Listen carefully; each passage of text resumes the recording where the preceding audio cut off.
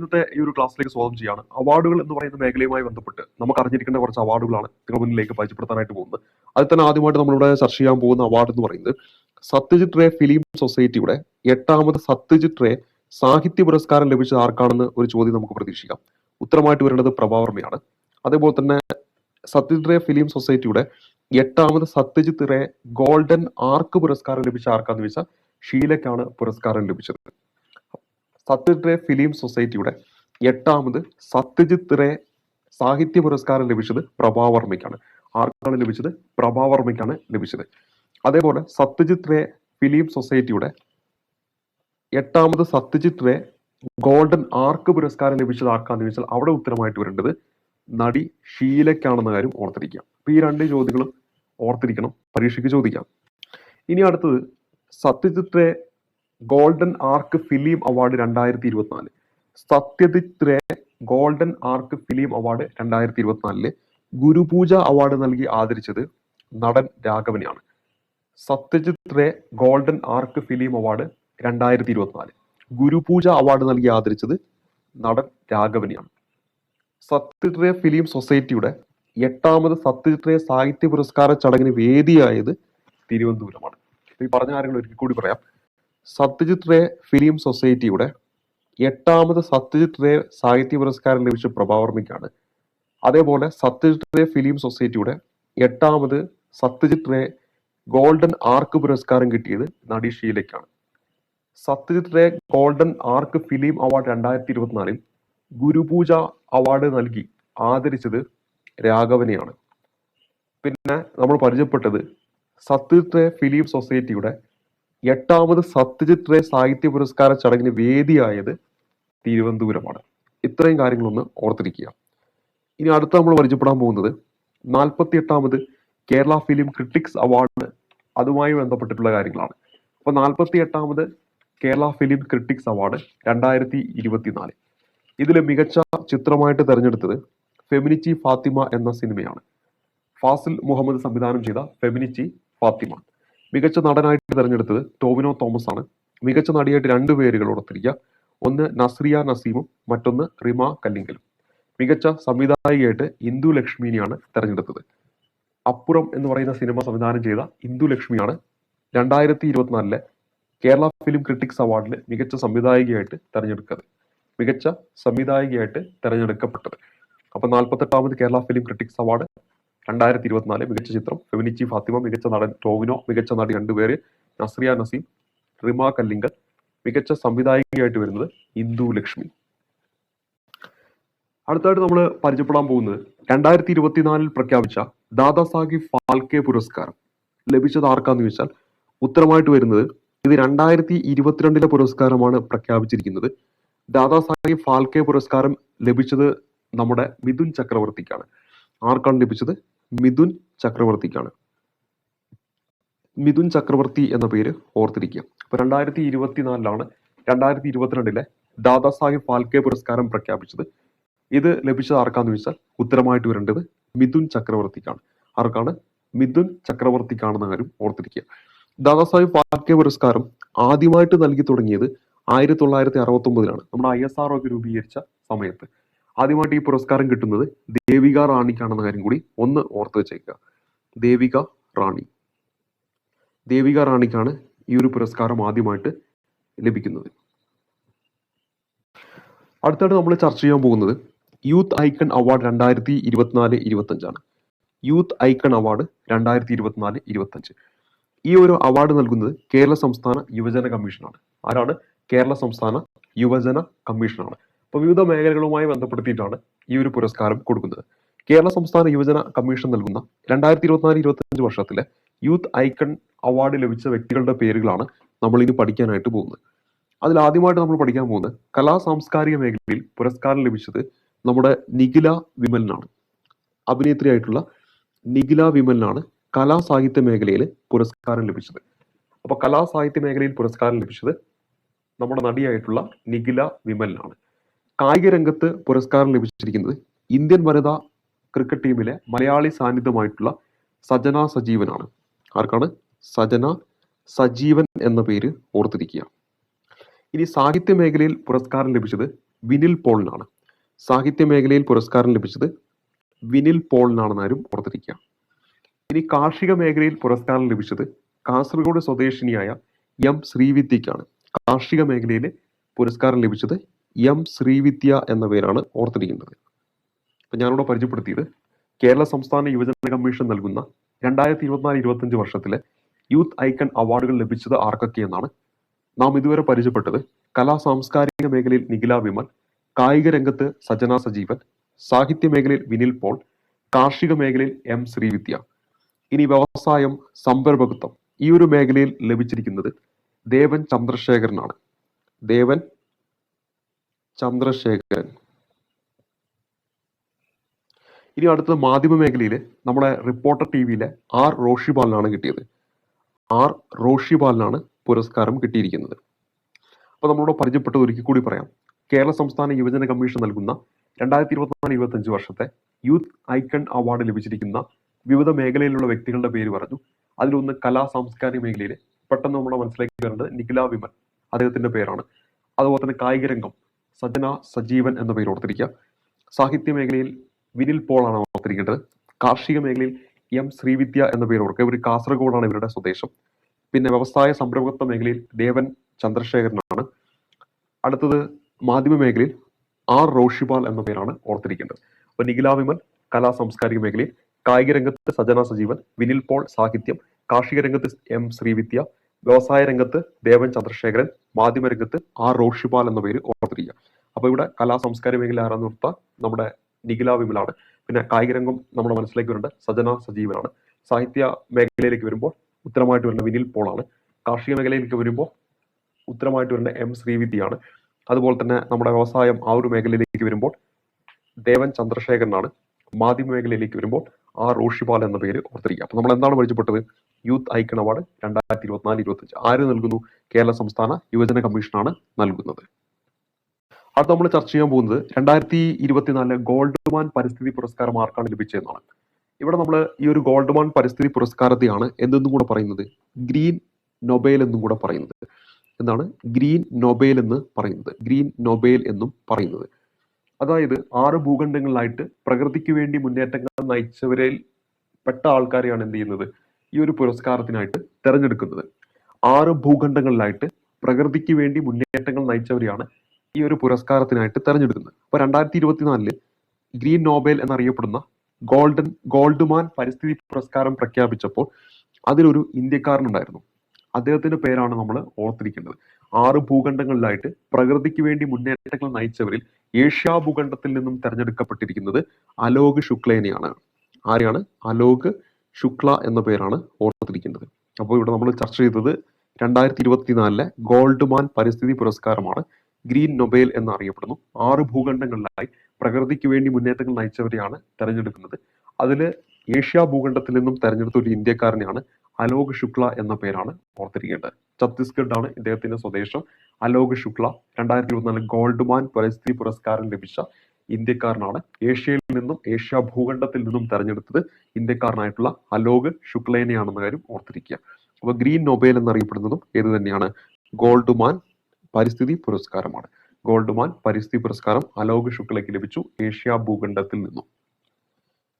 ഇനി നമ്മൾ പഠിക്കാൻ പോകുന്നത് പത്മ പുരസ്കാരമാണ്.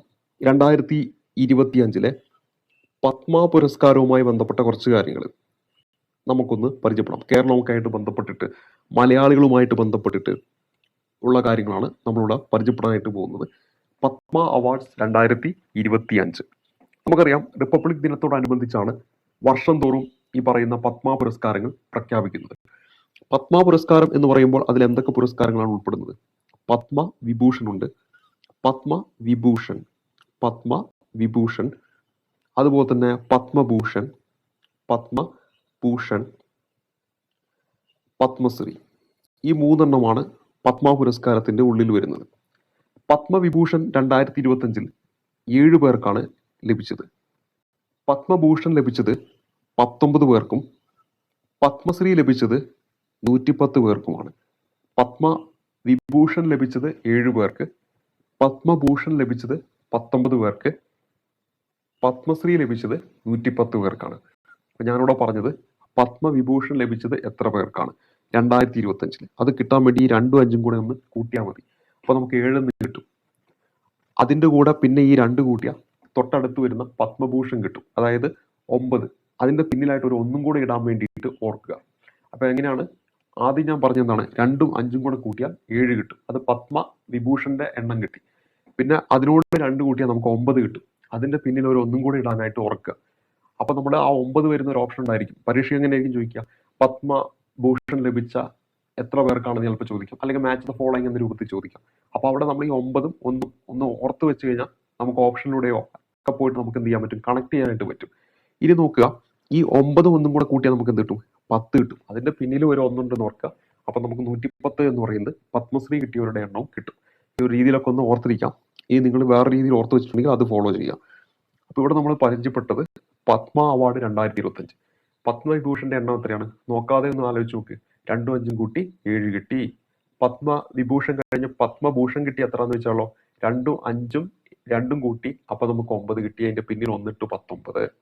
പിന്നെ നമ്മൾ ഓർത്തിരിക്കുക പത്മശ്രീ എത്ര കിട്ടിയെന്ന് ചോദിച്ചാലോ? 9 1ഉം കൂട്ടി 10ന്റെ പിറകിൽ 1 ഇട്ടു 110. കിട്ടിയോ? ഈ രീതിയിൽ ഒന്ന് ഓർത്ത് വെച്ചാൽ നന്നായിരിക്കും. ഇനി നമുക്ക് ഈ പത്മവിഭൂഷൺ കിട്ടിയവരുടെ എണ്ണം ഒന്ന് അറിഞ്ഞിരിക്കണം. 7 പേരുടെ പേരൊന്ന് പഠിച്ചു വെക്കണം. അത് നമുക്കൊന്ന് പരിചയപ്പെടാം. പത്മവിഭൂഷൺ കിട്ടിയവരുടെ പേരാണ് ഞാനിവിടെ പരിചയപ്പെടുത്താനായിട്ട് പോകുന്നത്. അതിൽ നമുക്ക് തുടക്കം കുറിക്കാം നമ്മുടെ സ്വന്തം MD സാറിലൂടെ തന്നെ തുടക്കം കുറിക്കാം. നമുക്കറിയാം 2024 ഡിസംബർ മാസം 25 ക്രിസ്മസ് ദിനത്തിനാണ് നമ്മുടെ എല്ലാമായിട്ടുള്ള MD വാസുദേവൻ സാറ് നമ്മെ വിട്ട് പിരിയുന്നത്. അദ്ദേഹത്തിന് മരണാന്തര ബഹുമതിയായിട്ട് 2025 പ്രഖ്യാപിച്ച പത്മവിഭൂഷൺ കിട്ടുന്നുണ്ട്. അപ്പൊ പത്മവിഭൂഷൺ കിട്ടിയിട്ടുള്ള മലയാളിയാണ് 2025 ആര്? MD വാസുദേവൻ നായർ എന്ന കാര്യം ഓർത്തിരിക്കുക. MD വാസുദേവൻ നായർ. അപ്പോൾ ഒരു പേര് നമ്മൾ പഠിച്ചു. ഇനി അടുത്ത പേരിലേക്ക് വരാം. അടുത്ത പേര് ദുവൂർ നാഗേശ്വർ റെഡ്ഡിയാണ്. അടുത്ത പേര് ഞാൻ പരിചയപ്പെടുത്തുന്നു. ദുവൂർ നാഗേശ്വർ റെഡ്ഡി. ദുവൂർ നാഗേശ്വർ റെഡ്ഡി. ഇദ്ദേഹം മെഡിസിൻ, തെലങ്കാനക്കാരനാണ്.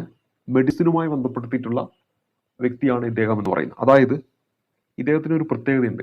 നമ്മളിവിടെ പറഞ്ഞല്ലോ പത്മവിഭൂഷൺ, പത്മഭൂഷൺ, പത്മശ്രീ, ഈ 3 പത്മ അവാർഡും ലഭിച്ചിട്ടുള്ള ആദ്യ ഇന്ത്യൻ ഡോക്ടറാണ് നമ്മളിവിടെ പരിചയപ്പെടുന്ന ദുവൂർ നാഗേശ്വർ റെഡ്ഡി എന്ന് പറയുന്ന വ്യക്തി. ഇദ്ദേഹം തെലങ്കാനക്കാരനാണെന്ന കാര്യം ഓർത്തിരിക്കുക. അപ്പൊ ഞാൻ പറഞ്ഞ പോയിന്റ് എന്താണ്? പത്മശ്രീ, പത്മഭൂഷൺ, ഇപ്പോൾ ഇതാ പത്മവിഭൂഷൺ. ഇത് 3ഉം ലഭിച്ച ആദ്യ ഇന്ത്യൻ ഡോക്ടർ ആരെന്ന് വെച്ചാൽ നമുക്ക് പറയണം ദുവൂർ നാഗേശ്വർ റെഡ്ഡി. ദുവൂർ നാഗേശ്വർ റെഡ്ഡി എന്ന പേര് ഓർത്തിരിക്കുക. ദുവൂർ നാഗേശ്വർ റെഡ്ഡി. ഇനി ലോകത്തിലെ ഏറ്റവും വലിയ ഗ്യാസ്ട്രോ എൻട്രോളജി ഹോസ്പിറ്റലായിട്ടുള്ള Asian institute of gastroenterology, ഇത് സ്ഥിതി ചെയ്യുന്നത് ഹൈദരാബാദിലാണ്. ഇതിന്റെ സ്ഥാപകനും ചെയർമാനും ഒക്കെ ആയിട്ടുള്ള വ്യക്തിയാണ് ദുവൂർ നാഗേശ്വർ റെഡ്ഡി. നമ്മളിവിടെ പറഞ്ഞ കാര്യങ്ങൾ ഒരിക്കൽ കൂടി പറയാം. ദുവൂർ നാഗേശ്വർ റെഡ്ഡി. ഒന്നാമത്തെ പോയിന്റ്, 2025 പത്മവിഭൂഷൺ ലഭിച്ച 7 പേരിൽ ഒരാൾ. ഇദ്ദേഹം ഒരു ഡോക്ടറാണ്, തെലങ്കാനക്കാരനാണ്. ഇദ്ദേഹത്തിന് പത്മശ്രീ കിട്ടിയിട്ടുണ്ട്, പത്മഭൂഷൺ കിട്ടിയിട്ടുണ്ട്, പത്മവിഭൂഷണും കിട്ടിയിട്ടുണ്ട്. അപ്പൊ നമുക്ക് പറയാൻ പറ്റണം 3 പത്മ അവാർഡ് ലഭിച്ച ആദ്യ ഇന്ത്യൻ ഡോക്ടറാണ് ദുവൂർ നാഗേശ്വർ റെഡ്ഡി എന്ന കാര്യം ഓർത്തിരിക്കാം. എന്താണ് ഇദ്ദേഹത്തിന്റെ പേര്? ദുവൂർ നാഗേശ്വർ റെഡ്ഡി. ഇത് കൂടാതെ ലോകത്തിലെ ഏറ്റവും വലിയ ഗ്യാസ്ട്രോ എൻട്രോളജി ഹോസ്പിറ്റൽ ആയിട്ടുള്ള Asian institute of gastroenterology ഹൈദരാബാദിന്റെ ചെയർമാനും സ്ഥാപകനുമായിട്ടുള്ള വ്യക്തിയാണ് ദുവൂർ നാഗേശ്വർ റെഡ്ഡി എന്ന പേര് ഓർത്തിരിക്കുക.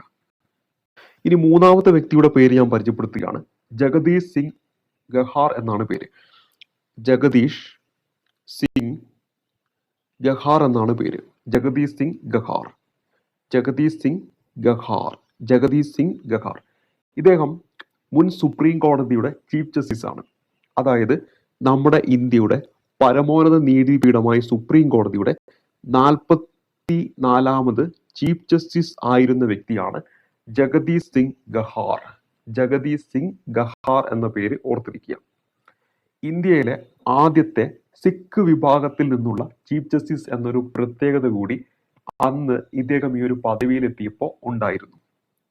മുത്തലാഖ് ഒരു മൗലിക അവകാശമാണെന്ന് വിധിച്ച വ്യക്തിയാണ് ഈ പറയുന്ന നമ്മുടെ ജഗദീഷ് സിംഗ് ഗഹാർ എന്ന് പറയുന്നത്. ജഗദീഷ് സിംഗ് ഗഹാർ. അപ്പൊ ആ ഒരു വിധിയൊക്കെ ആയിട്ട് ബന്ധപ്പെട്ടിട്ടുള്ള വ്യക്തിയാണ് നമ്മുടെ ജഗദീഷ് സിംഗ് ഗഹാർ എന്ന പേര് ഓർത്തിരിക്കുക.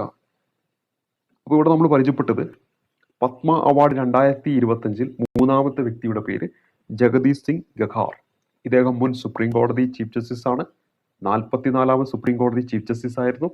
ഏറ്റവും ഇമ്പോർട്ടൻ്റ് ആയിട്ടുള്ള പോയിന്റ് പഠിച്ച് ജഗദീഷ് സിംഗ് ഗഹാർ എന്ന് പറഞ്ഞ വ്യക്തി സുപ്രീം കോടതിയുടെ ചീഫ് ജസ്റ്റിസ് ആയിട്ട് വന്നപ്പോൾ ഇന്ത്യയിൽ ആദ്യമായിട്ട് ഒരു സിഖ് മേഖലയിൽ നിന്നും ഈ പദവിയിലേക്ക് എത്തുന്ന വ്യക്തി എന്നൊരു പ്രത്യേകത കൂടി ഉണ്ടായിരുന്നു. ഇന്ത്യയിലെ ആദ്യത്തെ സിഖ് വിഭാഗത്തിൽ നിന്നുള്ള ചീഫ് ജസ്റ്റിസ് ആണ് ജഗദീഷ് സിംഗ് ഗഹാർ എന്ന കാര്യം ഓർത്തിരിക്കുക. പിന്നെ ഇദ്ദേഹവുമായി ബന്ധപ്പെട്ടിട്ടുള്ള മറ്റൊരു കാര്യം പുട്ടസ്വാമി വസ് യൂണിയൻ ഓഫ് ഇന്ത്യ കേസ് നമ്മൾ പഠിക്കാറുള്ളതാണ്. അതിൽ സ്വകാര്യതയ്ക്കുള്ള അവകാശം, മൗലികാവകാശങ്ങൾ ഉൾപ്പെടും എന്ന് വിധിച്ച ജഡ്ജി പാനലുണ്ട്. അതിൽ അംഗം കൂടിയായിരുന്നു നമ്മൾ ഈ പരിചയപ്പെടുന്ന ജഗദീഷ് സിംഗ് ഗഹാർ. അപ്പോൾ മുത്തലാഖുമായി ബന്ധപ്പെട്ട കേസിലും അതേപോലെ തന്നെ ഈ പറയുന്ന പുട്ടുസ്വാമി വസ് യൂണിയൻ ഓഫ് ഇന്ത്യ ആ ഒരു കേസിലാണ് സ്വകാര്യത എന്ന് പറയുന്ന ഒരു മൗലിക അവകാശത്തിൽപ്പെടും എന്നൊക്കെ വിധിക്കുന്നത്. അപ്പോൾ ആ ഒരു പാനലിലും ഇദ്ദേഹം എന്തായിരുന്നു, അംഗമായിരുന്നു എന്ന കാര്യം ഓർത്തിരിക്കുക. അപ്പോൾ 3 പേരുകളാണ് നമ്മൾ പഠിച്ചത്. ഒന്ന് നമ്മുടെ MD സാറാണ്, മറ്റൊന്ന് ദുവൂർ നാഗേശ്വർ റെഡ്ഡിയാണ്, അടുത്തത് ജഗദീഷ് സിംഗ് ഗഹാർ എന്ന പേര് ഓർത്തിരിക്കുക. ഇനി നമ്മുടെ അടുത്തതായിട്ട് നമ്മൾ ചർച്ച ചെയ്യാൻ പോകുന്നത് വളരെ ഇമ്പോർട്ടൻ്റ് ആണ്. കുമുദിനി രജനീകാന്ത് ലഗിയ. നമ്മൾ പഠിക്കാൻ പോകുന്ന ഒരു പേര് കുമുദിനി രജനീകാന്ത് ലഗിയ എന്നാണ് നമ്മുടെ പേര്. കുമുദിനി രജനീകാന്ത് ലഗിയ. ഇവര് കഥക് കലാകാരിയാണെന്ന കാര്യം ഓർത്തിരിക്കുക. അപ്പൊ ഇവരുടെ സ്വദേശം ഏതാണ്? ഗുജറാത്താണ്. ഇവരുടെ സ്വദേശം ചോദിച്ചാൽ ഉത്തരമായിട്ട് വരേണ്ടത് ഗുജറാത്താണ്. അപ്പൊ നമ്മൾ അടുത്ത പേര് പരിചയപ്പെട്ടു, കുമുദിനി രജനീകാന്ത് ലഗിയ. ഇവർക്ക് ഇതിനു മുമ്പ് എന്ത് കിട്ടിയിട്ടുണ്ട്? പത്മശ്രീയും കിട്ടിയിട്ടുണ്ട്, പത്മഭൂഷണും കിട്ടിയിട്ടുണ്ട്, ഇപ്പൊ എന്തും കിട്ടിയിട്ടുണ്ട്? പത്മവിഭൂഷണും കിട്ടി. അപ്പൊ നമ്മളിവിടെ പരിചയപ്പെട്ടത് കഥക് കലാകാരിയായിട്ടുള്ള ഗുജറാത്തുകാരിയായിട്ടുള്ള കുമുദിനി രജനീകാന്ത് ലഗിയ എന്ന പേരാണ് നമ്മൾ പഠിച്ചത്. കുമുദിനി രജനീകാന്ത് ലഗിയ എന്ന പേരാണ് നമ്മൾ പഠിച്ചത്. അപ്പോൾ ഇവിടെ MD വാസുദേവൻ നായർ, അതുപോലെ ദുവൂർ നാഗേശ്വർ റെഡ്ഡി, ജഗദീഷ് സിംഗ് ഗഹാർ, അതുപോലെ തന്നെ കുമുദിനി രജനീകാന്ത് ലഗിയ, 4 പേരുകൾ പഠിച്ചു. ഇനി 5ാമത്തെ പേരിലേക്ക് വരികയാണ്. 5ാമത്തെ പേര് ലക്ഷ്മി നാരായണ സുബ്രഹ്മണ്യം. അടുത്ത പേരും വളരെ ഇമ്പോർട്ടൻ്റ് ആണ്, ലക്ഷ്മി നാരായണ സുബ്രഹ്മണ്യം. അപ്പൊ ലക്ഷ്മി നാരായണ സുബ്രഹ്മണ്യം വയലിനിസ്റ്റ് ആണ്.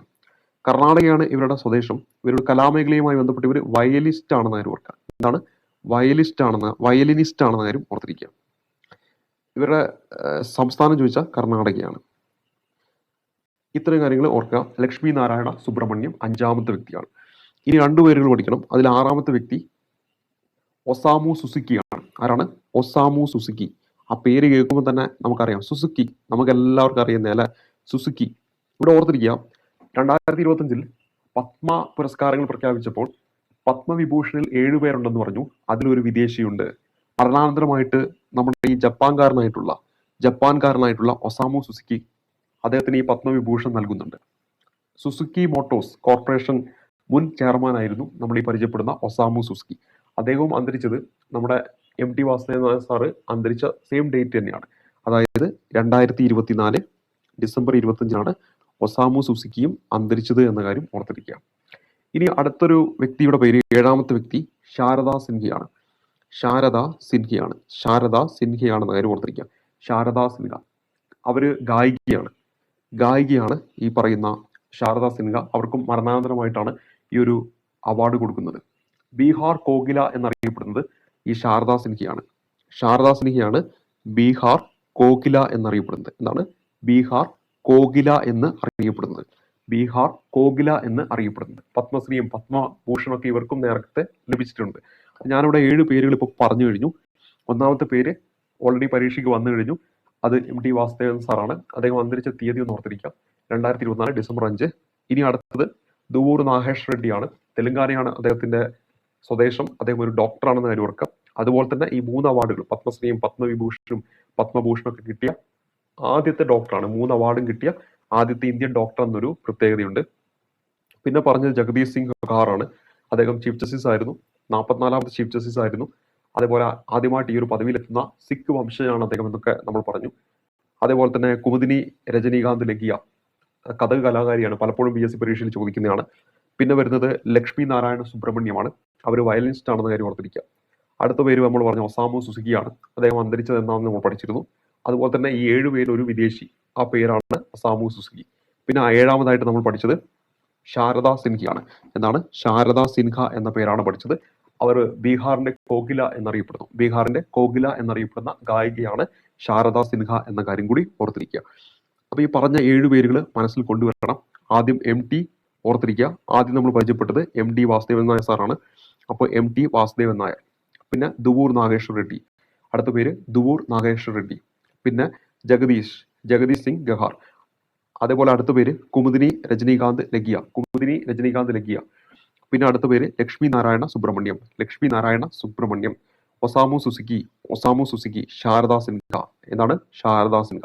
മറക്കരുത്, ഇത് എപ്പോഴും ഓർത്തിരിക്കണം. അപ്പൊ MD സാറ്, പിന്നെ അടുത്തത് ദുവൂർ നാഗേശ്വർ റെഡ്ഡി, അടുത്തത് ജഗദീഷ് സിംഗ് ഗഹാർ, അടുത്തത് കുമുദിനി രജനീകാന്ത് ലഗിയ, അടുത്തത് ലക്ഷ്മി നാരായണ സുബ്രഹ്മണ്യം, പിന്നെ ഒസാമു സുസുക്കി, അടുത്തത് ശാരദ സിൻഹ. ഈ പേരുകൾ ഓർത്തിരിക്കുക. അപ്പൊ 2025 പത്മ പുരസ്കാരങ്ങൾ പ്രഖ്യാപിച്ചപ്പോൾ അതിൽ കേരളത്തിൽ നിന്നും എത്ര പേർക്ക് പുരസ്കാരം ലഭിച്ചു എന്ന് ചോദിച്ചാൽ അവിടെ ഉത്തരമായിട്ട് വരേണ്ടത് 5 പേർക്കാണ്. എത്ര പേർക്കാണ്? 5 പേർക്കാണ് കേരളത്തിൽ നിന്നും പുരസ്കാരം ലഭിച്ചിരിക്കുന്നത്. അതിൽ ഒന്നാമത്തെ പേര് നമ്മൾ ഓൾറെഡി പഠിച്ചു കഴിഞ്ഞു, MD വാസുദേവൻ നായരാണ്. രണ്ടാമത്തെ പേര് നമ്മൾ പഠിക്കാൻ പോകുന്ന പത്മഭൂഷൺ എന്ന് പറയുന്ന കാറ്റഗറിയിലാണ്. 2 പേർക്ക് പത്മഭൂഷൺ കിട്ടി, ഓൾറെഡി പരീക്ഷയ്ക്ക് വന്നു കഴിഞ്ഞു. PR ശ്രീജേഷ് ആണ് ഒന്നാമത്തെ പേര്. ഇത് ആരാണെന്നൊന്നും ഞാൻ ഈ പറയേണ്ട ആവശ്യമില്ല, നമുക്ക് എല്ലാവർക്കും അറിയാവുന്ന വ്യക്തിയാണ്. അടുത്തത് നമ്മൾ പറയാൻ പോകുന്നത് ഡോക്ടർ ജോസ് ചാക്കോ പെരിയൂറുമാണ്. ഡോക്ടർ ജോസ് ചാക്കോ പെരിയപുരം എന്ന പേര് ഓർക്കുക, പെരിയപുരം എന്ന പേര് ഓർത്തിരിക്കാം. അപ്പൊ PR ശ്രീജേഷ്, ജോസ് ചാക്കോ പെരിയപുരം. ധ്യാൻചന്ദിന് ശേഷം പത്മഭൂഷൺ പുരസ്കാരം ലഭിക്കുന്ന ആദ്യ ഹോക്കി താരമാണെന്ന് വെച്ചാലോ അവിടെയും ഉത്തരമായിട്ട് വരേണ്ടത് PR ശ്രീജേഷ് തന്നെയാണ്. അപ്പൊ ഞാനിവിടെ പരിചയപ്പെടുത്തിയത് നമ്മുടെ പത്മ പുരസ്കാരം മലയാളത്തിൽ, അതായത് കേരളത്തിൽ നിന്ന് നോക്കുകയാണെങ്കിൽ 5 പേർക്കാണ് കിട്ടിയത് 2025. അപ്പൊ അത് ഓർക്കാൻ സിമ്പിൾ ആണ്, 2025 5 കൊണ്ട് പിടിച്ചാൽ മതി. അതിലൊരു പേര് ഓർത്തിരിക്കുക, MD വാസുദേവൻ നായർ. അടുത്ത പേര് പത്മഭൂഷൺ എന്ന് പറയുന്ന കാറ്റഗറിയിൽ 2 പേര്, ഒന്ന് PR ശ്രീജേഷ്, അതുപോലെ ഡോക്ടർ ജോസ് ചാക്കോ പെരിയപുരം. അപ്പൊ നമ്മൾ ഓർക്കുക, പത്മഭൂഷൺ എത്ര മലയാളിക്ക് കിട്ടിയെന്ന് വെച്ചാൽ 2 പേർക്ക്, ഒന്ന് PR ശ്രീജേഷ്, പിന്നെ ജോസ് ചാക്കോ പെരിയപുരം. അപ്പൊ മൊത്തം 5 പേരല്ലേ, ഇനി 2 പേരെയും കൂടെ കിട്ടണം. അത് പത്മശ്രീയിലേക്കാണ് പോകുന്നത്. എങ്ങോട്ടാ പോണേ? പത്മശ്രീയിലേക്കാണ് പോണേ. അത് വളരെ സിമ്പിളാണ്, നമ്മുടെ എല്ലാമായിട്ടുള്ള IM വിജയനാണ് ഒന്നാമത്തെ പേര് IM വിജയൻ. പിന്നെ അടുത്തതാ നമ്മുടെ കർണാടക സംഗീതജ്ഞയായിട്ടുള്ള ഡോക്ടർ K ഓമനക്കുട്ടിയാണ്. ഓമനക്കുട്ടി. അപ്പോൾ ഇവിടെ നമ്മൾ പരിചയപ്പെട്ടത് പത്മ പുരസ്കാരം മലയാളികളിലൂടെ 2025. ഒന്ന് പത്മവിഭൂഷൺ MD വാസുദേവൻ നായർ.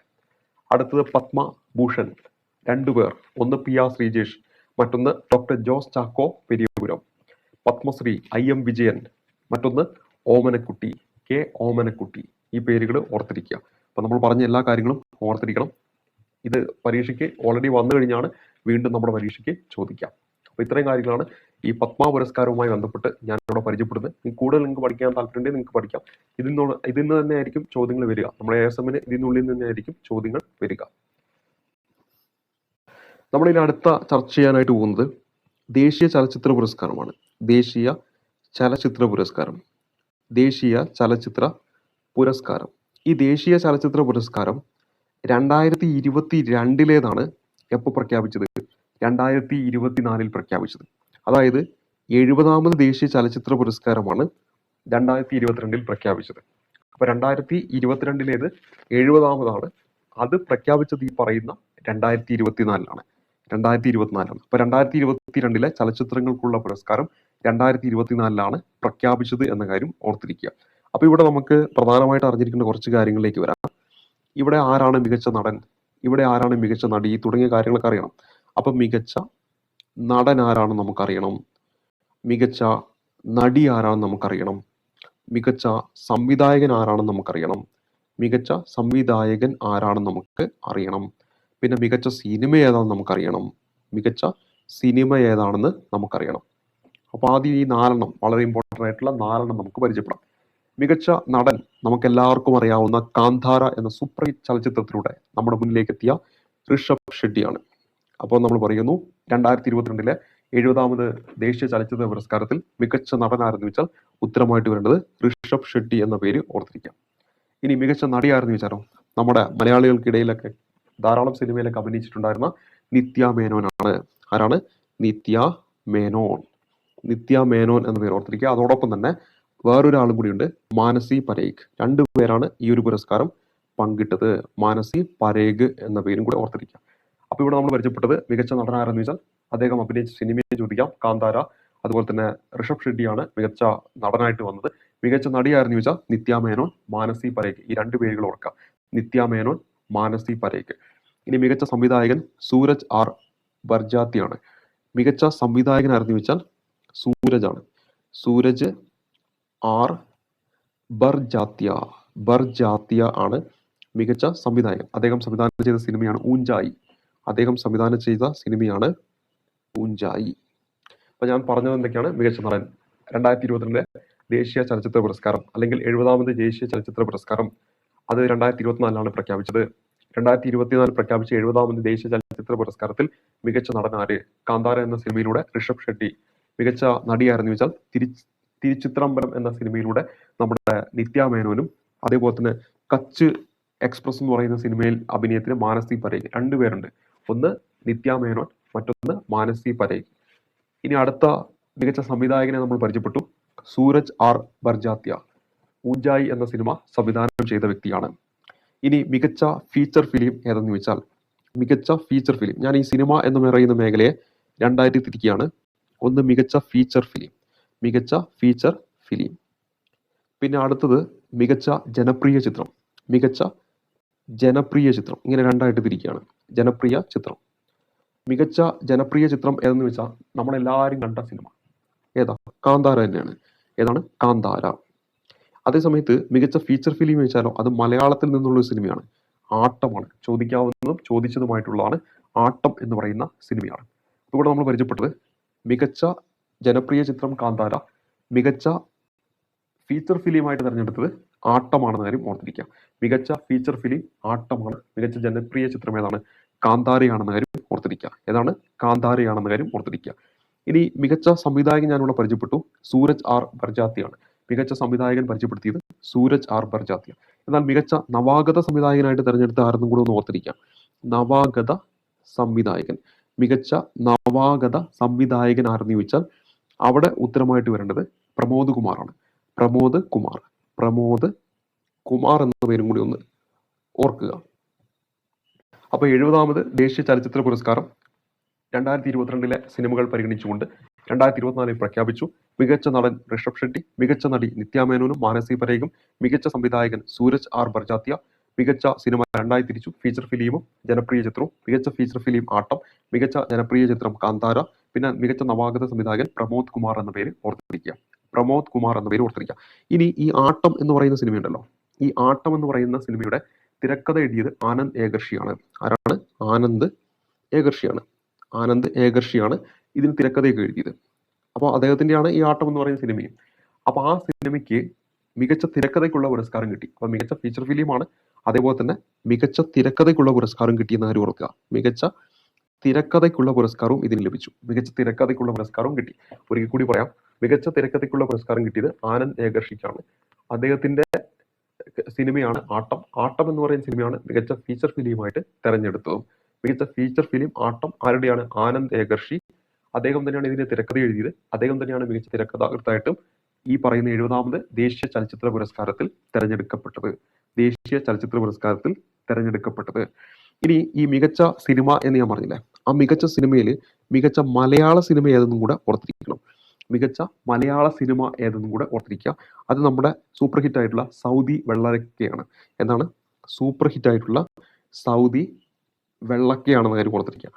സൗദി വെള്ളക്കയാണെന്ന് കാര്യം ഓർത്തിരിക്കുക. അപ്പോൾ 2022 പുറത്തിറങ്ങിയ സൗദി വെള്ളക്ക മികച്ച മലയാള സിനിമയായിട്ട് 70ാമത് ദേശീയ ചലച്ചിത്ര പുരസ്കാരത്തിൽ തെരഞ്ഞെടുത്തു. അപ്പോൾ നമ്മൾ പറഞ്ഞ കാര്യങ്ങൾ കൂടി പറയാം. നടൻ ഋഷഭ് ഷെട്ടി, നടി നിത്യ മേനോനും മാനസി പരേഖും, സൂരജ് ആർ പരിജാത്യ മികച്ച സംവിധായകൻ, നവാഗത സംവിധായകനായിട്ട് പ്രമോദ് കുമാറിന്റെ പേര് ഓർക്കുക. മികച്ച സിനിമ രണ്ടായിട്ട് തിരിച്ചു. ഫീച്ചർ ഫിലിം ആട്ടമാണ്. ജനപ്രിയ ചിത്രം കാന്താരിയാണ്. ആട്ടം എന്ന് പറയുന്ന സിനിമ ആനന്ദ് ഏകർഷിയുടെയാണ്. അദ്ദേഹമാണ് തിരക്കഥ എഴുതിയത്. അദ്ദേഹം മികച്ച തിരക്കഥാകൃത്തായിട്ട് തെരഞ്ഞെടുത്തു. അതേപോലെ മികച്ച മലയാള സിനിമയായിട്ട് വരുന്നത് സൗദി വെള്ളക്കയാണെന്ന കാര്യം ഓർത്തിരിക്കുക. സൗദി വെള്ളക്കയാണെന്ന കാര്യം കൂടി ഓർത്തിരിക്കുക. ഇനി അടുത്തത് മികച്ച ഗായികയുടെ പേരും കൂടെ ഓർത്തിരിക്കുക. മികച്ച ഗായിക, മികച്ച ഗായികയായിട്ട് തന്നെ എടുത്തത്. മികച്ച ഗായികയായിട്ട് തെരഞ്ഞെടുത്തിരിക്കുന്നത് ആരെയാണെന്ന് ചോദിച്ചാൽ അവിടെ നമ്മുടെ ഉത്തരമായിട്ട് വരില്ല, ബോംബെ ജയശ്രീ ആണ്. മികച്ച ഗായിക ബോംബെ ജയശ്രീ ആണെന്ന കാര്യം ഓർത്തിരിക്കുക. ഈ ബോംബെ ജയശ്രീ മികച്ച ഗായികയായിട്ട് തെരഞ്ഞെടുക്കുന്നത് നമ്മളിപ്പോൾ പരിചയപ്പെട്ട സൗദി വെള്ളക്കയില്ലേ, അതിലെ ചായും വെയിൽ എന്ന് പറയുന്ന വളരെ പ്രസിദ്ധമായിട്ടുള്ള ഒരു ഗാനമുണ്ട്. നിങ്ങൾ ആ സിനിമ കണ്ടിട്ടുണ്ടെങ്കിൽ എല്ലാവരും കേട്ടിട്ടുള്ള ഗാനമായിരിക്കും, ഹിറ്റായിട്ടുള്ള ഒരു ഗാനമാണ്. ആ ഗാനത്തിനാണ് ഇവർക്ക് മികച്ച ഗായിക്കുള്ള പുരസ്കാരം കിട്ടിയത്. അപ്പോൾ സൗദി വെള്ളക്കയിലെ ചായും വെയിൽ എന്ന് തുടങ്ങുന്ന ഗാനത്തിന് ബോംബെ ജയശ്രീക്ക് എന്ത് ലഭിച്ചു? മികച്ച ഗായിക്കുള്ള പുരസ്കാരം 70ാമത് ദേശീയ ചലച്ചിത്ര പുരസ്കാരത്തിൽ ലഭിച്ചു. 70ാമത് ദേശീയ ചലച്ചിത്ര പുരസ്കാരത്തിൽ മികച്ച ഗായികയായിട്ട് തെരഞ്ഞെടുത്തത് ബോംബെ ജയശ്രീനെയാണ്. അർജിത് സിംഗ് ആണ് മികച്ച ഗായകൻ. അർജിത് സിംഗ് ആണ് മികച്ച ഗായകൻ. അർജിത് സിംഗ് നമുക്ക് ഓർത്തിരിക്കേണ്ട ഗായികയാണ്. ബോംബെ ജയശ്രീ എന്ന പേര് മറക്കരുത്. ഇനി മികച്ച ബാലതാരം പരീക്ഷയ്ക്ക് ചോദിക്കാം. മികച്ച ബാലതാരമായിട്ട് തെരഞ്ഞെടുത്തത് ആരെയാന്ന് വെച്ചാൽ ശ്രീപദിനെയാണ്. മികച്ച ബാലതാരമായിട്ട് തെരഞ്ഞെടുത്തത് ശ്രീപദ് ആണ്. അത് നമ്മുടെ മാളികപ്പുറം എന്ന് പറയുന്ന സിനിമയിലെ അഭിനയത്തിനാണ്. മാളികപ്പുറം എന്ന് പറയുന്ന സിനിമയിലെ അഭിനയത്തിനാണ് ശ്രീപദ് മികച്ച ബാലതാരമായിട്ട് തെരഞ്ഞെടുത്തത്. ഇനി പരീക്ഷയ്ക്ക് വന്നതാണ് മികച്ച അനിമേഷൻ ചിത്രം. മികച്ച അനിമേഷൻ ചിത്രം, മികച്ച അനിമേഷൻ ചിത്രമായിട്ട് തെരഞ്ഞെടുത്തത് ഏത് സിനിമയാണെന്ന് ചോദിച്ചാൽ ഉത്തരമായിട്ട് വരുന്നത് എ കോക്കനട്ട് ട്രീ ആണ്. എ കോക്കനട്ട് ട്രീ ആണ്. എ കോക്കനട്ട് ട്രീ ആണെന്ന കാര്യം ഓർത്തിരിക്കുക. ഇതൊരു നിശബ്ദ ചിത്രമാണ്. എ കോക്കനട്ട് ട്രീ എന്ന് പറയുന്നത് ഒരു നിശബ്ദ ചിത്രമാണ്. ഇതാണ് മികച്ച അനിമേഷൻ സിനിമയായിട്ട് തെരഞ്ഞെടുത്തത്. അപ്പോൾ മികച്ച ഫീച്ചർ ഫിലിം ഏതാണ്? മലയാള സിനിമ ആട്ടമാണ്. മികച്ച ജനപ്രിയ ചിത്രം ഏതാണ്? നമ്മുടെ കാന്താരിയാണ്. പിന്നെ അടുത്തത് മികച്ച മലയാള ചിത്രം ഏതാണ്? സൗദി വെള്ളക്കയാണ്. മികച്ച അനിമേഷൻ ഫിലിം എന്താണ്? എ കോക്കനട്ട് ട്രീ ആണെന്ന കാര്യം ഓർത്തിരിക്കുക. എ കോക്കനട്ട് ട്രീ ആണ് മികച്ച അനിമേഷൻ ചിത്രം. അപ്പൊ ഇത്രയും കാര്യങ്ങളാണ് നമ്മളിവിടെ പരിചയപ്പെട്ടത്. ദേശീയ ചലച്ചിത്ര പുരസ്കാരം 2022, 70ാമത് ദേശീയ ചലച്ചിത്ര പുരസ്കാരം പ്രഖ്യാപിച്ചത് 2024. പറഞ്ഞ കാര്യങ്ങളെല്ലാം ഇമ്പോർട്ടൻ്റ് ആണ്. ഇനി ഇതിൽ കൂടുതൽ പഠിക്കാൻ താല്പര്യമുണ്ടെങ്കിൽ പഠിക്കാം. ഇത് നമ്മളിപ്പോൾ വരാൻ സാധ്യതയുള്ളതും വന്നതുമായിട്ടുള്ള കുറച്ച് കാര്യങ്ങളാണ് പരിചയപ്പെടുത്തിയത്. ഇനി നമ്മൾ 50ാമത് കേരള സംസ്ഥാന ചലച്ചിത്ര പുരസ്കാരം 2024 പഠിക്കാനായിട്ട് പോകുന്നത്. അപ്പോൾ നമ്മൾ ഇപ്പോൾ ദേശീയ പുരസ്കാരം പഠിച്ച പോലെ തന്നെ PSC പരീക്ഷ എപ്പോഴും ചോദിക്കാറുള്ളതാണ് സംസ്ഥാന ചലച്ചിത്ര പുരസ്കാരം 2024 50ാമത് സംസ്ഥാന ചലച്ചിത്ര പുരസ്കാരമാണ്. ഈ ഒരു പുരസ്കാരത്തിലേക്ക് വരുമ്പോൾ അതിൽ നമ്മൾ നേരത്തെ പറഞ്ഞ പോലെ മികച്ച നടൻ നമുക്ക് പഠിക്കണം. നേരത്തെ നമ്മൾ പറഞ്ഞ പോലെ മികച്ച നടൻ നമുക്ക് പഠിക്കണം. മികച്ച നടിയാരെന്ന് നമുക്ക് പഠിക്കണം. അതുപോലെ തന്നെ മികച്ച സിനിമയായിരുന്നു നമ്മൾ പഠിക്കണം. പിന്നെ മികച്ച സംവിധായകനും പഠിക്കണം. മികച്ച സംവിധായകനും പഠിക്കണം. പ്രധാനമായിട്ടും ഇത്രയും നമ്മളെങ്കിലും അറിഞ്ഞിരിക്കണം. അപ്പോൾ മികച്ച നടനാരെന്ന് ചോദിച്ചാൽ നമുക്ക് എല്ലാവർക്കും അറിയാം ആരാണ്? നമ്മുടെ പൃഥ്വിരാജാണ്. ആടുജീവിതം എന്ന് പറയുന്ന സിനിമയുമായി ബന്ധപ്പെടുത്തിയിട്ട് പൃഥ്വിരാജാണ് മികച്ച നടനായിട്ട് തെരഞ്ഞെടുത്തത്. ഇവിടെ ഒരു തിരുത്തുണ്ട്. ഇവിടെ 50ാമത് എന്നാണ് ഞാൻ പറഞ്ഞത്, ക്ഷമിക്കുക, 54 ആട്ടോ. 54. ഇത് 54ാമത് കേരള സംസ്ഥാന ചലച്ചിത്ര പുരസ്കാരമാണ്. അപ്പോൾ അത് ഓർത്തിരിക്കാൻ സിമ്പിൾ ആട്ടോ. 2024 പുരസ്കാരമാണ് ഇപ്പോൾ പ്രഖ്യാപിച്ചിരിക്കുന്നത്. അപ്പോൾ അവിടെ നമുക്ക് 2024 എന്താണ് 2025 ഈ ഒരു വർഷത്തിലാണ് പ്രഖ്യാപിക്കുന്നത്. അപ്പോൾ അവിടെ എന്താണ് 5-4 കണക്ട് ചെയ്ത് വെക്കാനായിട്ട് പറ്റും. 54ാമത്തെ അവാർഡാണ് ഇപ്പോൾ പ്രഖ്യാപിക്കുന്നത്. 54ാമത് കേരള സംസ്ഥാന ചലച്ചിത്ര പുരസ്കാരം. ഒരിക്കൽ കൂടി പറയാണ്, 54ാമത് കേരള സംസ്ഥാന ചലച്ചിത്ര പുരസ്കാരം 2024. മികച്ച നടനായിട്ട് വരുന്നത് പൃഥ്വിരാജാണ്. മികച്ച നടനായിട്ട് വരുന്ന ആരാണ്? പൃഥ്വിരാജാണെന്ന കാര്യം ഓർത്തിരിക്കുക. മികച്ച നടനാരാണ്? പൃഥ്വിരാജാണെന്ന കാര്യം ഓർത്തിരിക്കുക. ഇനി മികച്ച നടിയായിട്ട് തെരഞ്ഞെടുത്തിരിക്കുന്ന ഉർവശി. ഉർവശി എന്താണ്? മികച്ച നടിയാണ്. ഇതുപോലെ തന്നെ ബീന ആർ ചന്ദ്രൻ. രണ്ടാമത്തെ ഒരു പേര് ബീന ആർ ചന്ദ്രൻ. അപ്പൊ നമ്മളിവിടെ പറഞ്ഞത് മികച്ച നടൻ പൃഥ്വിരാജ്, മികച്ച നടി ഉർവശി, ബീന ആർ ചന്ദ്രൻ. മികച്ച സിനിമ നമ്മുടെ മമ്മൂട്ടിയുടെ കാതൽ ദി കോർ എന്ന് പറയുന്ന സിനിമയാണ്. കാതൽ ദി കോർ എന്ന് പറയുന്ന സിനിമയാണ്. കാതൽ ദി കോർ എന്ന് പറയുന്ന സിനിമയാണ്. കാതൽ ദി കോർ എന്ന് പറയുന്നതാണ് മികച്ച സിനിമയായിട്ട് തെരഞ്ഞെടുത്തത്. ജിയോ ബേബിയാണ് ഇത് സംവിധാനമൊക്കെ ചെയ്യുന്നത്. ഇനി അടുത്തത് മികച്ച സംവിധായകനായിട്ട് തെരഞ്ഞെടുത്തത് ആടുജീവിതം സിനിമ സംവിധാനം ചെയ്ത ബ്ലസീനിയാണ്. ബ്ലസ്സിയാണ് മികച്ച സംവിധായകനായിട്ട് തെരഞ്ഞെടുത്തത്. ഞാനിവിടെ പരിചയപ്പെടുത്തിയത് 54ാമത് കേരള സംസ്ഥാന ചലച്ചിത്ര പുരസ്കാരം 2024. മികച്ച നടൻ പൃഥ്വിരാജ്, മികച്ച നടിയായിട്ട് വരുന്നത് 2 പേരുകൾ, ഉർവശിയും അതുപോലെ തന്നെ ബീന ആർ ചന്ദ്രനുമാണ്. മികച്ച സിനിമയായിട്ട് വരുന്നത് കാതൽ ദി കോർ എന്ന് പറയുന്ന മമ്മൂട്ടിയുടെ സിനിമയാണ്. അതേപോലെ തന്നെ മികച്ച സംവിധായകനായിട്ട് വരുന്നത് ബ്ലസ്സിയാണ് മികച്ച സംവിധായകനായിട്ട് വരുന്നത്. ഈ കാതൽ ദി കോർ എന്ന് പറയുന്ന മികച്ച സിനിമയായിട്ട് തെരഞ്ഞെടുത്ത സിനിമ സംവിധാനം ചെയ്ത ആരെന്ന് വെച്ചാൽ ജിയോ ബേബിയാണ്. ആരാണ്? ജിയോ ബേബിയാണെന്ന കാര്യം ഓർത്തിരിക്കുക. അപ്പൊ 54ാമത് കേരള സംസ്ഥാന ചലച്ചിത്ര പുരസ്കാരം 2024. അതിൽ മികച്ച നടൻ ആരെന്ന് വെച്ചാൽ പൃഥ്വിരാജ്, മികച്ച നടി ആരെന്ന് വെച്ചാൽ ഉർവശിയും അതോടൊപ്പം തന്നെ ബീന ആർ ചന്ദ്രനുമാണ്. ഉർവശി, ബീന ആർ ചന്ദ്രൻ. ഇനി അടുത്ത് കാതൽ ദി കോർ ആണ് മികച്ച സിനിമ. അത് സംവിധാനം ചെയ്തത് നമ്മൾ ഓൾറെഡി പരിചയപ്പെട്ടു, ജിയോ ബേബിയാണ്. ഇനി സംവിധായകൻ ആരാണ്? മികച്ച ബ്ലസ്സിയാണ്. ചലച്ചിത്രം ഏതാണ്?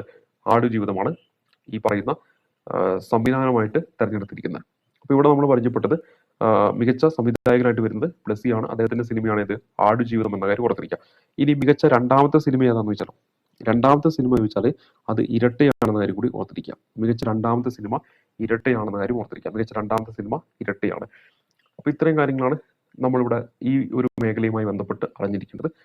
അപ്പൊ ഇവിടെ നമ്മൾ ചർച്ച ചെയ്തത് എന്താണ്?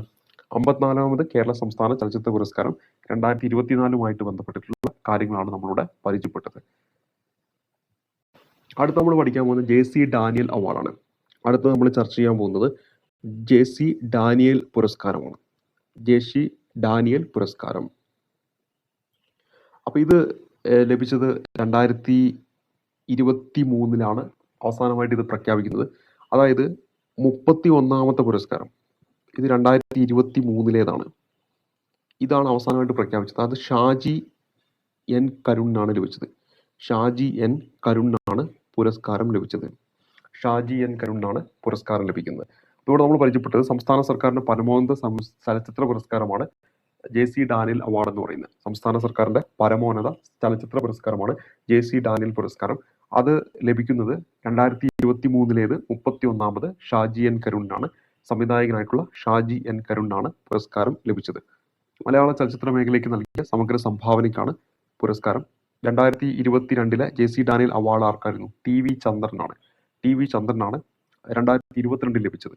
2022 ലഭിച്ചത് TV ചന്ദ്രനാണ്. ഓർത്തിരിക്കുക. ഇനി 2022 TV ചന്ദ്രനാണ് പുരസ്കാരം ലഭിച്ചത്. അത് 30ാമത്തേത്. ഒരിക്കൽ കൂടി പറയാം, JC ഡാനിയൽ പുരസ്കാരം ഇപ്പോൾ ലഭിച്ചിരിക്കുന്നത് 31ാമത്തെയാണ്. അതായത് 2023 അത് ലഭിച്ചിരിക്കുന്നത് നമ്മുടെ ഷാജി എൻ കരുണിനാണ്. പിന്നെ അടുത്തത് TV ചന്ദ്രനാണ്. തൊട്ട് പിറകോട്ട് വരുമ്പോൾ 2022 വരുന്നത് 30ാമത് JC ഡാനിയൽ പുരസ്കാരം. അപ്പോൾ 31ാമത് ആർക്കാന്ന് വെച്ചാൽ ഷാജി എൻ കരുൺ എന്ന പേര് ഓർത്തിരിക്കുക. 30ാമത് ആർക്കാന്ന് വെച്ചാൽ അവിടെ നമ്മുടെ ഉത്തരം TV ചന്ദ്രനാണെന്നായാലും ഓർത്തിരിക്കുക. TV ചന്ദ്രൻ എന്ന പേരാണ് ഓർത്തിരിക്കേണ്ടത്. നമ്മൾ പത്മ പുരസ്കാരം പഠിച്ചല്ലോ. ആ പത്മ പുരസ്കാരത്തിന്റെ മാതൃകയിൽ നമ്മുടെ സംസ്ഥാനത്ത് നൽകി വരുന്ന പുരസ്കാരങ്ങളുണ്ട്. കേരള പുരസ്കാരം എന്നാണ് അറിയപ്പെടുന്നത്. എന്ത് പേരിലാണ് അറിയപ്പെടുന്നത്? കേരള പുരസ്കാരം എന്നാണ് അറിയപ്പെടുന്നത്. കേരള പുരസ്കാരം എന്നാണ് അറിയപ്പെടുന്നത്. ഈ കേരള പുരസ്കാരത്തിന്റെ കീഴിൽ വരുന്ന പുരസ്കാരങ്ങൾ ഏതൊക്കെയാണ്? ഒന്ന് കേരള ജ്യോതിയാണ്. ഒന്ന് കേരള ജ്യോതി വരുന്നുണ്ട്. ഒന്ന് കേരള ജ്യോതി വരുന്നുണ്ട്. 2 കേരള പ്രഭ വരുന്നുണ്ട്. കേരള പ്രഭ വരുന്നുണ്ട്. പിന്നെ വരുന്നത് കേരളശ്രീയാണ്. അപ്പൊ കേരള ജ്യോതി, കേരള പ്രഭ, കേരളശ്രീ. കേരള പുരസ്കാരങ്ങൾ ഏതൊക്കെയാണ്? കേരള ജ്യോതി, കേരള പ്രഭ, കേരളശ്രീ എന്നിവയാണ് കേരള പുരസ്കാരങ്ങൾ. ഇതില് 2024 മൂന്നാമത് കേരള പുരസ്കാരമാണ് പ്രഖ്യാപിച്ചത്. 2024 പ്രഖ്യാപിച്ച കേരള പുരസ്കാരത്തിൽ കേരള ജ്യോതി പുരസ്കാരം ലഭിച്ചത് നമ്മുടെ സാനുമാഷിനാണ്. ആർക്കാണ്? MK സാനുവിനാണ് പുരസ്കാരം കിട്ടിയത്.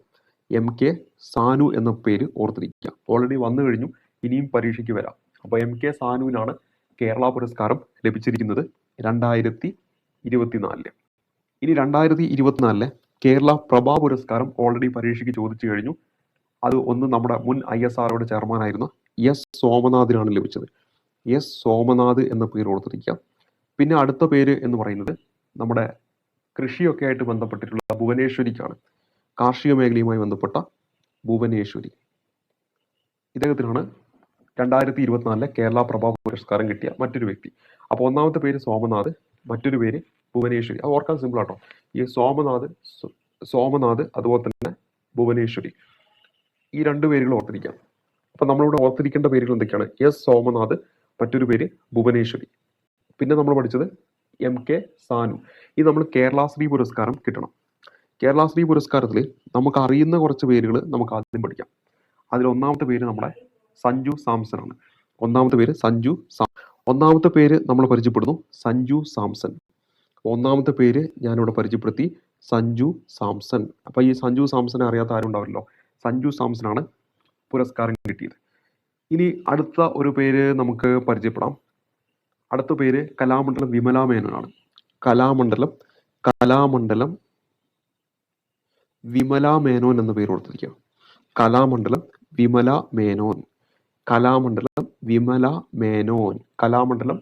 മേനോൻ. അപ്പോൾ നമ്മൾ ആദ്യം പരിചയപ്പെട്ട പേര് സഞ്ജു സാംസൺ ആണ്. അടുത്തൊരു പേര് കലാമേഖലയുമായി ബന്ധപ്പെട്ട് കലാമണ്ഡലം വിമല മേനോൻ. അടുത്ത ആരോഗ്യ മേഖലയുമായി ബന്ധപ്പെട്ട ഡോക്ടർ TK ജയകുമാർ. മറ്റൊരു വ്യക്തിയുടെ പേര് TK ജയകുമാർ. അടുത്ത പേര് നാരായണ ഭട്ടത്തിരി. അടുത്തൊരു പേര് നാരായണ ഭട്ടത്തിരി എന്ന പേര് കൊടുത്തിരിക്കുക. നാരായണ ഭട്ടത്തിരി. അപ്പൊ 4 പേരുകൾ പഠിച്ചു. ഒന്ന് സഞ്ജു സാംസൺ, കലാമണ്ഡലം വിമല മേനോൻ, TK ഉദയകുമാർ. 4ാമത്തെ പേര് നാരായണ ഭട്ടത്തിരി. അടുത്തൊരു പേര് നമ്മൾ പഠിക്കുന്നു ഷൈജ ബേബിയാണ്. അടുത്തൊരു പേര് ഷൈജ ബേബി എന്ന പേരാണ് അടുത്തത്. ഇനി അടുത്ത VK മാത്യൂസ് ആണ്. അടുത്തൊരു പേര് VK മാത്യൂസ്. അപ്പൊ നമ്മളോട് പരിചയപ്പെട്ടത് കേരള പുരസ്കാരമാണ്. അതിൽ കേരളാശ്രീ ലഭിച്ചിരിക്കുന്ന പേരുകളാണ്. അതിൽ ഒന്നാമത്തെ പേര് ഞാൻ പഠിപ്പിച്ചത് സഞ്ജു സാംസൺ ആണ്. അടുത്ത പേര് നമ്മൾ പഠിച്ചത് കലാമണ്ഡലം വിമല മേനോൻ. അപ്പോൾ അത് ഏത് മേഖലയുമായി ബന്ധപ്പെട്ടിരിക്കുന്നു വെച്ചാൽ കലാമേഖലയാണ്. പിന്നെ ഡോക്ടർ TK ജയകുമാർ എന്ന പേര് കൊടുക്കുക. അദ്ദേഹം ആരോഗ്യ മേഖലയുമായി ബന്ധപ്പെട്ടിരിക്കുന്നു. പിന്നെ അടുത്തത് കാലിഗ്രാഫി എന്ന് പറയുന്ന മേഖലയുമായി ബന്ധപ്പെട്ട വ്യക്തിയാണ് നാരായണ ഭട്ടത്തിരി. ആരാണ്? നാരായണ ഭട്ടത്തിരി. പിന്നെ ഷൈജ ബേബിയാണ്. അവർ സാമൂഹ്യ സേവനവുമായിട്ട് ബന്ധപ്പെട്ട ആശാ വർക്കറാണ് ഷൈജ ബേബി. അതേപോലെ തന്നെ VK മാത്യൂസ് എന്ന പേര് നമ്മളിവിടെ പഠിച്ചു. അവർ വ്യവസായ വാണിജ്യ രംഗവുമായി ബന്ധപ്പെട്ടിട്ടുള്ള വ്യക്തിയാണ് VK മാത്യൂസ്. അപ്പോൾ ഇവിടെ നമ്മൾ ജ്യോതി പുരസ്കാരം, കേരള ജ്യോതി പുരസ്കാരം MK സാനു ഇത് പരീക്ഷയ്ക്ക് വന്നു. S സോമനാഥും ഭുവനേശ്വരിയും പരീക്ഷയ്ക്ക് വന്നു. പ്രഭ പുരസ്കാരം, കേരള പ്രഭ പുരസ്കാരം. സഞ്ജു സാംസൺ എന്ന പേര് ഓർത്തിരിക്കുക. കലാമണ്ഡലം വിമല മേനോൻ എന്ന പേര് ഓർത്തിരിക്കുക. ജയകുമാർ എന്ന പേര് ഓർത്തിരിക്കുക. നാരായണ ഭട്ടത്തിരി എന്ന പേര് ഓർത്തിരിക്കുക. ഷൈജ ബേബി എന്ന പേര് ഓർത്തിരിക്കുക. VK മാത്യൂസ് എന്ന പേരും ഓർത്തിരിക്കുക. സഞ്ജു സാംസൺ നമുക്ക് എല്ലാവർക്കും അറിയാം, കായികവുമായിട്ട് ബന്ധപ്പെട്ട് കിടക്കുന്നു. അതുപോലെ കലാമണ്ഡലം വിമല മേനോൻ, നമുക്ക് കലാമണ്ഡലം എന്ന് കേൾക്കുമ്പോൾ തന്നെ കലാമേഖലയുമായി ബന്ധപ്പെട്ടിരിക്കുന്നു. TK ജയകുമാർ, ഡോക്ടർ TK ജയകുമാറാണ്, ആരോഗ്യ മേഖലയുമായി ബന്ധപ്പെട്ടിരിക്കുന്നു. നാരായണ ഭട്ടത്തിരി ഓർത്തിരിക്കുക, കാലിഗ്രാഫിയുമായി ബന്ധപ്പെട്ട വ്യക്തിയാണ് നാരായണ ഭട്ടത്തിരി. പിന്നെ ഷൈജ ബേബി സാമൂഹ്യ സേവനമാണ്, അവർ ആശാ വർക്കറാണെന്ന് കാര്യം ഓർത്തിരിക്കുക. VK മാത്യൂസ് എന്ന് പറയുന്ന വ്യക്തി വ്യവസായം, വാണിജ്യം തുടങ്ങിയ മേഖലയുമായി ബന്ധപ്പെട്ട വ്യക്തിയാണ്. അപ്പൊ ഇത്രയും കാര്യങ്ങളാണ് കേരള പുരസ്കാരവുമായിട്ട് ബന്ധപ്പെട്ട് അറിഞ്ഞിരിക്കേണ്ടത്. അപ്പൊ കേരള പുരസ്കാരം നമ്മളിവിടെ പരിചയപ്പെട്ടു. കേരള ജ്യോതി, കേരള പ്രഭ, കേരളശ്രീ തുടങ്ങിയ പുരസ്കാരങ്ങൾ ആർക്കൊക്കെയാണ് ലഭിച്ചതെന്ന് നമ്മളിവിടെ പരിചയപ്പെട്ടു. ഇനി നമ്മൾ അടുത്തായിട്ട് ഒരു പുരസ്കാരം കൂടെ പഠിക്കാം. അത് നമ്മൾ പഠിക്കാൻ പോകുന്ന പരീക്ഷയ്ക്ക് ചോദിക്കാവുന്നതാണ് ഹരിവരാസന പുരസ്കാരം. ഹരിവരാസന പുരസ്കാരം ലഭിച്ചത് ആർക്കാണ്? 2025 കൈതപ്രത്തിനാണ് ഹരിവരാസന പുരസ്കാരം ലഭിച്ചെന്ന കാര്യം ഓർത്തിരിക്കുക. ഹരിവരാസന പുരസ്കാരം 2025 ലഭിച്ചത് കൈതപ്രം ദാമോദരൻ നമ്പൂതിരിക്കാണ് ഹരിവരാസന പുരസ്കാരം കിട്ടിയത്. സംസ്ഥാന സർക്കാരും തിരുവിതാംകൂർ ദേവസ്വം ബോർഡും ചേർന്നിട്ടാണ് ഈ ഒരു പുരസ്കാരം നൽകുന്നത്. അപ്പോൾ കൈതപ്രത്തിനാണ് ഹരിവരാസന പുരസ്കാരം ലഭിച്ചെന്ന കാര്യം ഓർത്തിരിക്കുക. ഹരിവരാസന പുരസ്കാരം കൈതപ്രത്തിനാണ് ലഭിച്ചത്. ഇനി 2024 പ്രഖ്യാപിച്ച സ്വാതി സംഗീത പുരസ്കാരമുണ്ട്. സ്വാതി സംഗീത പുരസ്കാരം അത് ലഭിച്ചത് ആർക്കാന്നും കൂടി ഓർക്കുക. PR കുമാര